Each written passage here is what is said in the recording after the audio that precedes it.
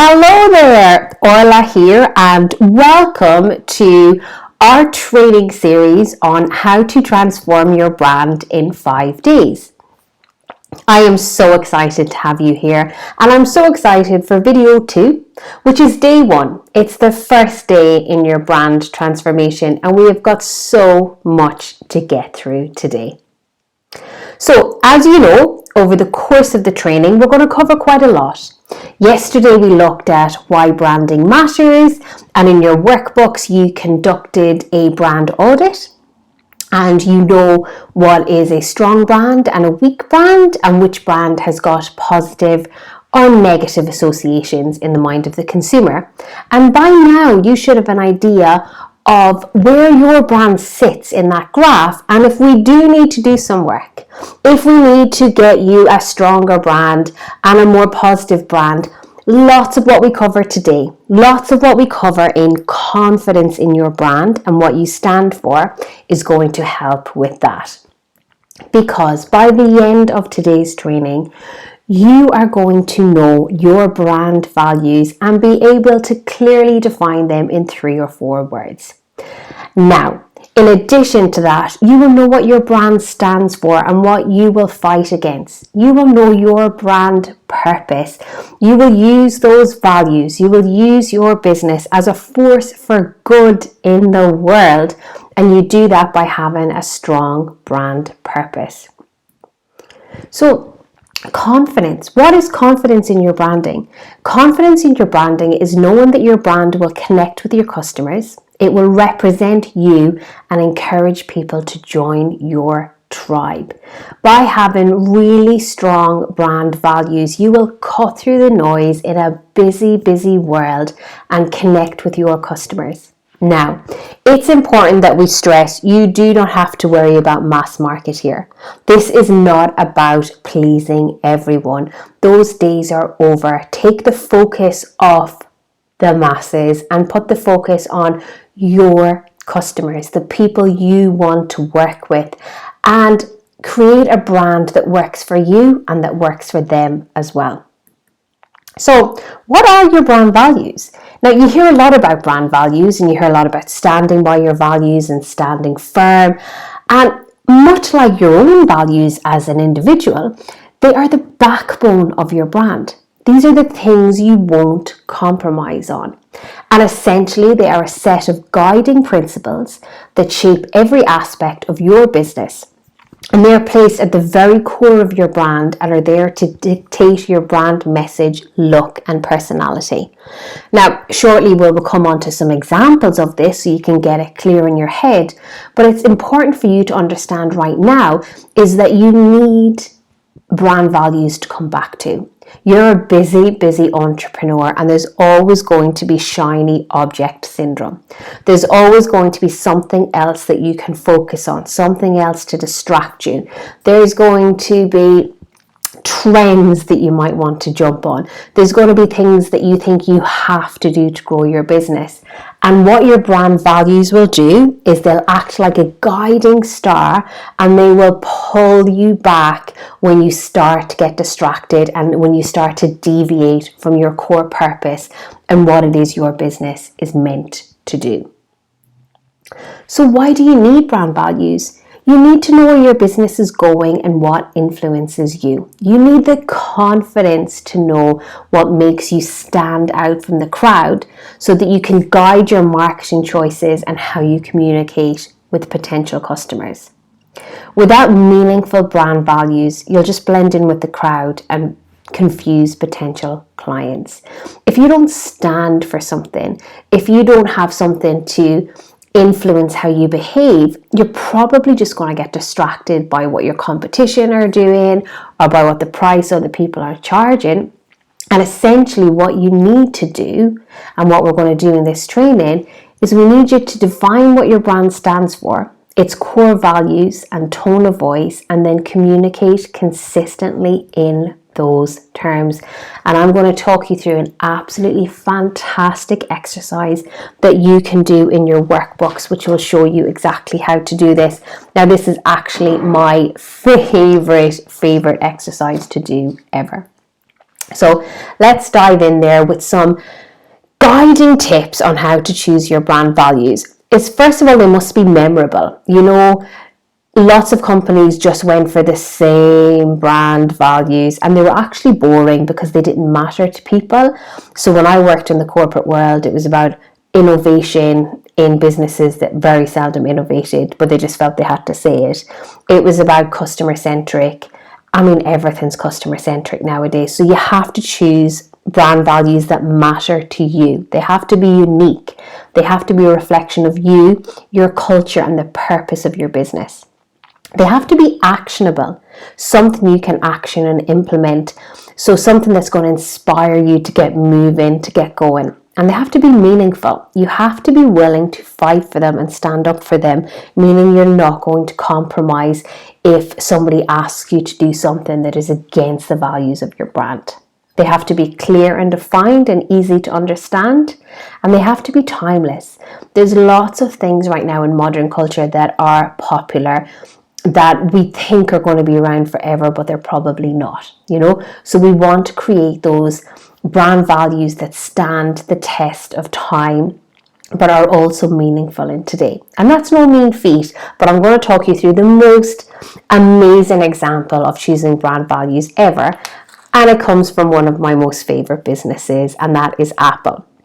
For those of you who don't know, I am heavily ingrained in the Apple ecosystem. I have my iPhone. It's probably like my fifth iPhone.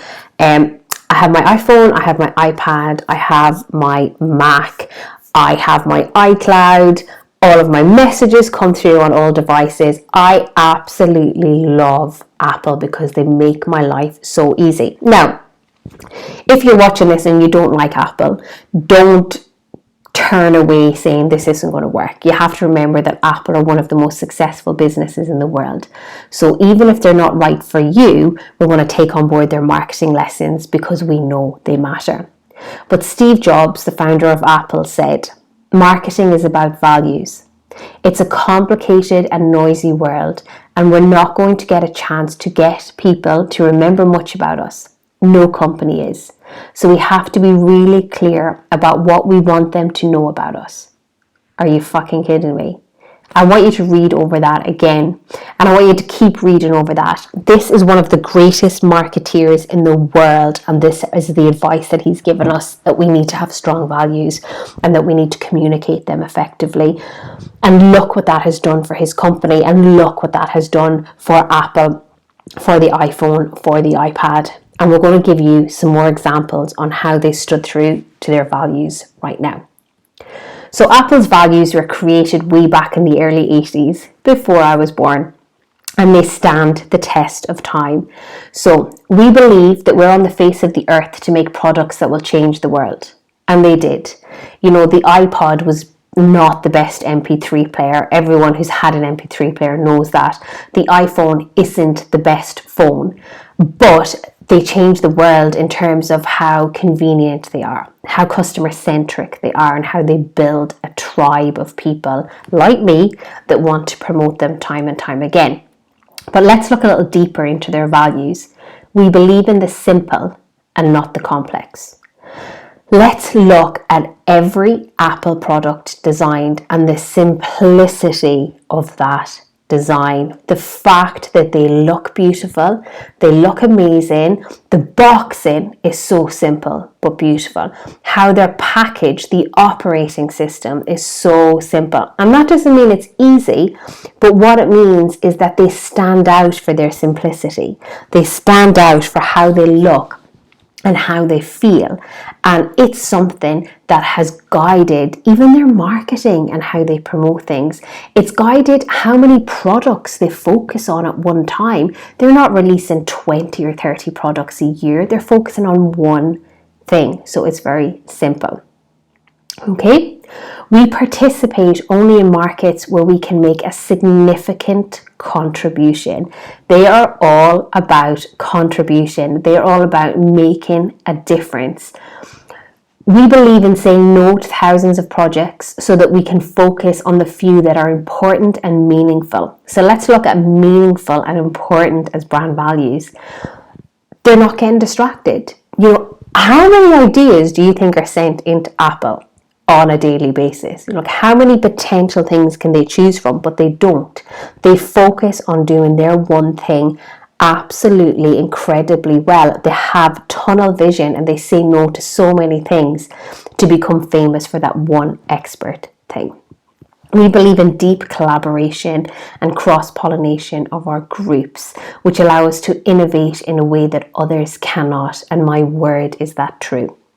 And we don't settle for less than excellence in every group of the company, and we have the self-honesty to admit when we're wrong and the courage to change. So if we look at excellence as a brand value, okay, I want you to consider the Apple Store. The Apple Store is famous the world over for excellent and outstanding customer service.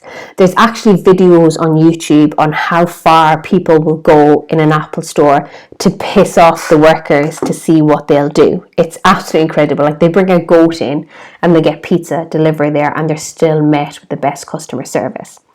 And while we're on that topic, if you just consider excellence in marketing, and if you consider building a brand that no one can match, let's look at Apple for a second and compare it to Samsung. Samsung also make amazing phones. Samsung also make amazing tablets, but Samsung have not committed to the contribution to the high street, nor have they committed to the contribution to their marketing channels by having stores and flagship stores throughout the world. And what these stores mean is that they have a way of showcasing their products. They have a way of owning real estate on the ground, and they have a way of creating a path to our hearts and our minds, because they're the only ones with the Apple Store, and the Apple Store stands out, and it's amazing and it's incredible. And we go to the Apple Store and we find out absolutely everything, but we still buy online, and that's okay because we're still buying from Apple. So I hope my passionate delving into Apple's values just gives you an idea of how almost 40 years ago they set these values and they still stand true today. And you can actually track how these values have influenced everything that they've brought to the market since and how they build their business. So I want you, if you don't already know them, to get as excited about your values.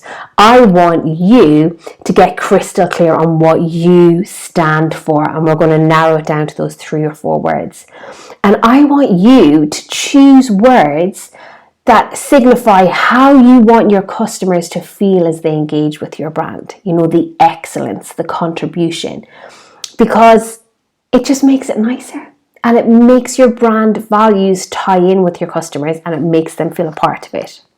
So I'm going to talk you through an exercise that I first learned through Marie Forleo's B School, and it helps in choosing your brand values. Now, I do this on a regular basis, and if I'm ever lacking confidence, if I ever feel like there's a new competitor to the market and I don't quite like how I don't quite know where I stand, or if my confidence is taking a dip, because of course everyone's confidence takes a dip, I revisit this and I add in new things that I'm interested in, and it gets me super, super, super excited.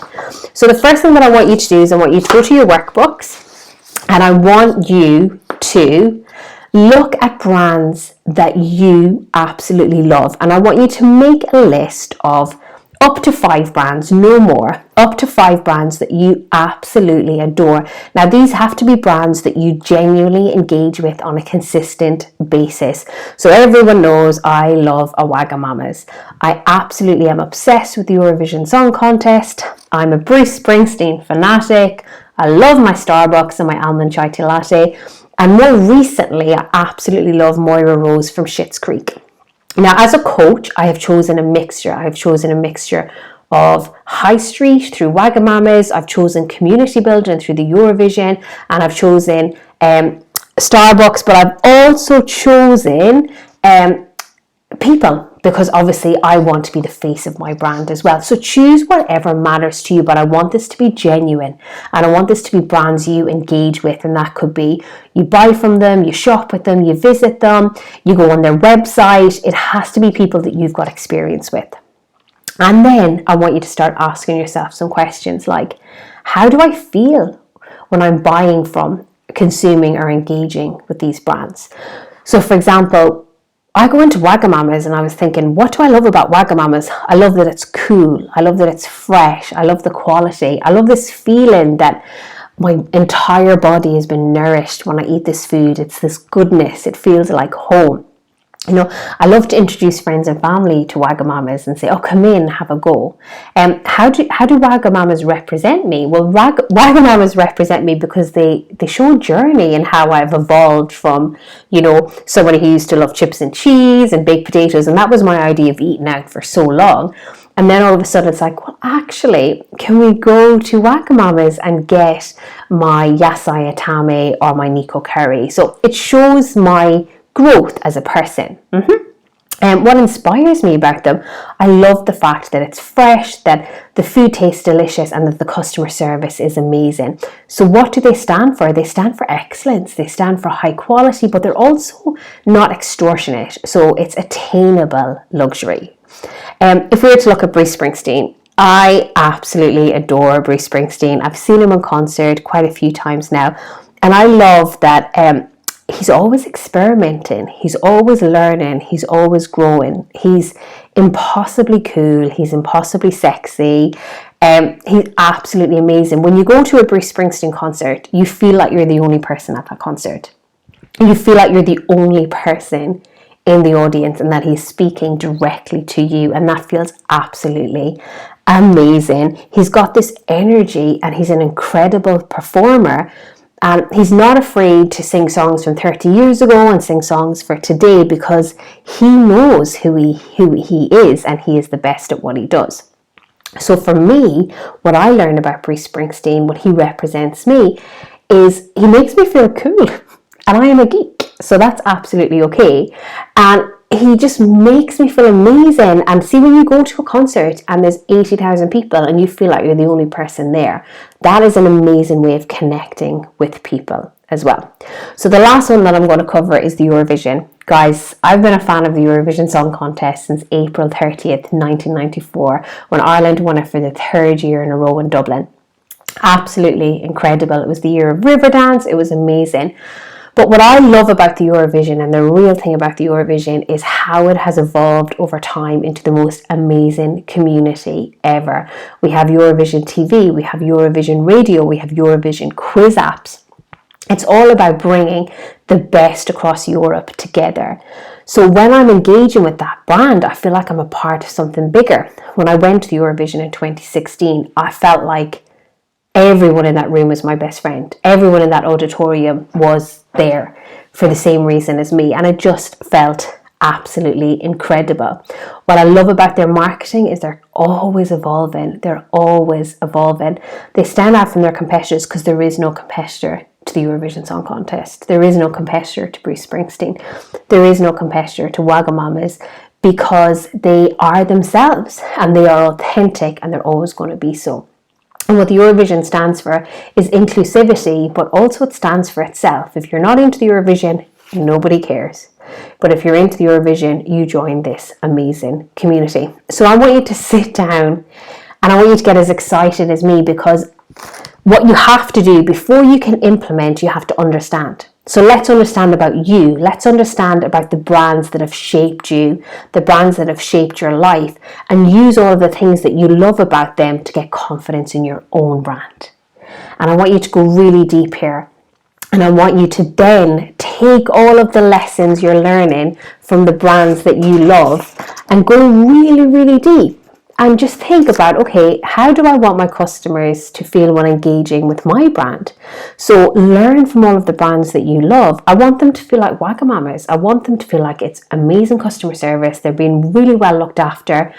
They're going to pay good money for it, but not a fortune. You know, I want them to feel like it's the Eurovision. I want them to feel like they're a part of something bigger and everyone's part of this amazing family, but we still acknowledge that you're on your unique journey. What do I want my customers to love about me? So ask yourself, what do you want your customers to love about you? So for me, I want my customers to feel that I'm authentic, that I understand business, that I understand them, but I'm also myself. I'm not afraid to be flawed.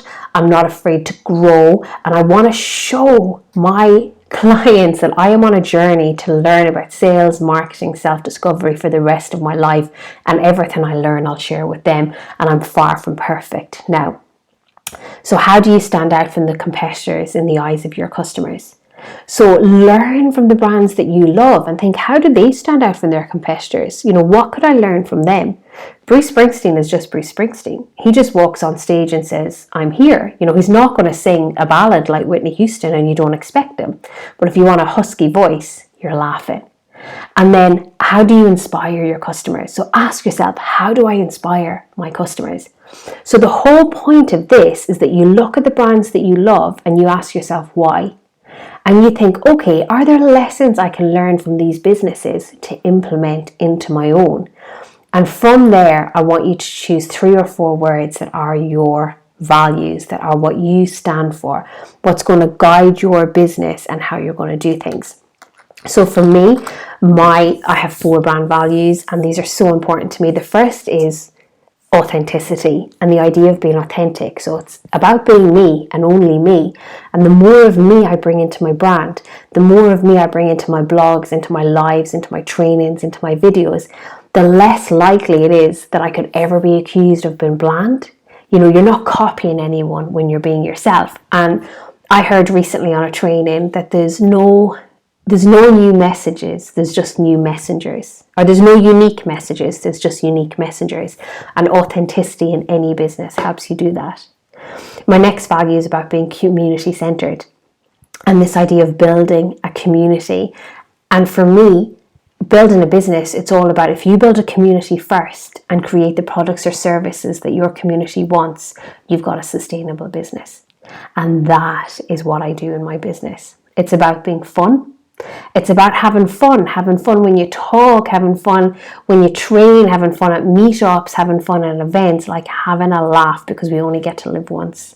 And also it's about being unique. I'm an identical twin. So my entire life I've had people ask me, do you feel compared to someone else? Do you feel like you're like that person? And I've always felt like I was me. And I've always been me. So it's about being unique and bringing that uniqueness to your brand. So my friends, once you have your values, you have to stand up for them in your business and protect them. And you have to make sure that they guide the decisions that you're going to make. And we'll give you some examples in a moment about that. But when you're standing up for your values, I want you to remember that as businesses evolve and are more niche, customers expect more from their brands. They expect them to engage and participate in the meaningful issues of the day. So let's be honest here. People have lost faith in politics. People have lost faith in newspapers, in the government. So we're placing more and more expectations on businesses, and we're placing more and more expectations on businesses to stand up and to speak out where appropriate. And if you have a brand purpose, that's an excellent way on guiding you on when to speak out and when not to speak out. And I think that's equally as important. But your brand purpose is a reason you exist beyond making a profit, changing the world and making a real difference. So a question I get asked a lot by my clients is, should I share my personal views on that through my brand? And the answer to that is sometimes yes and sometimes no. If it's relevant to your business, then yes. If it's relevant to your customers, then yes. But you cannot expect everyone to agree with you. In recent elections, I saw lots of businesses comment on which political party they were voting for. And I totally understand that politics is quite a thing that people get quite passionate about, and I don't necessarily think that we should comment on our politics because we don't want to alienate potential clients, but you could always comment on the policies that you're passionate about. So rather than saying, as I saw on some business pages, if you vote this party, unfollow me, I shit you not, you could say things like, I am passionate about this policy, this party supports it, but I am going to make a donation to this policy. I saw a business owner when Labour lost the general election in the UK. I saw a business owner who said, listen, the Tories have been voted back in. If you're a high taxpayer, this means you've benefited considerably why not follow my lead and donate money to this charity? And he donated money to homeless charity. And I thought that was an amazing way of standing for something, sharing your views without alienating people. And I'm going to give you some examples of people that stand for something and have a very strong brand purpose, and it is doing their brand a hell of good. Now, I don't know too much about this business other than I happened upon their website and I absolutely fell in love with it. It's called Pentland Hills Gin, so just outside of Edinburgh, and you can see them with gin masters creating our award-winning gin based upon sustaining the wonderful Pentland Hills. And I thought that was fantastic because obviously sustainability was a massive brand value for them, and also the fact that they were local as well. But when you're asking and when you're looking at these brands, we want to think, okay, how do they have a deep brand purpose and what would they comment on? And I want you to ask yourself, if there were plans to build a large housing estate and that would impact access to the Pentlands, would you recommend these owners comment on this? Do you think that's something they'd speak out about? So you'd probably say, well, what has building got to do with a gin company? But if it's a local gin company and they're passionate about sustainability, they're passionate about the highest quality product, they're probably going to comment on that. And that's what we would expect, and that's what they're passionate about. So you have to decide what it is that you stand for. Okay, you have to decide what issues you will and will not get involved with, and there's no one that can tell you that other than you. There might be some local issues that you're really passionate about. You might be passionate about saving the environment and sustainability. You might be passionate about women's rights, and if they tie in with your brand, it is absolutely essential that you comment on them in a way that works for you, but acknowledging that not everyone else is going to agree with you. Okay, my friends, by now in your workbook, you should know your brand values and what you stand for, and have more of an idea on what things you will or will not comment on that match your brand and your brand purpose. So I'm looking forward to seeing you tomorrow in video 3. Bye for now. Orla.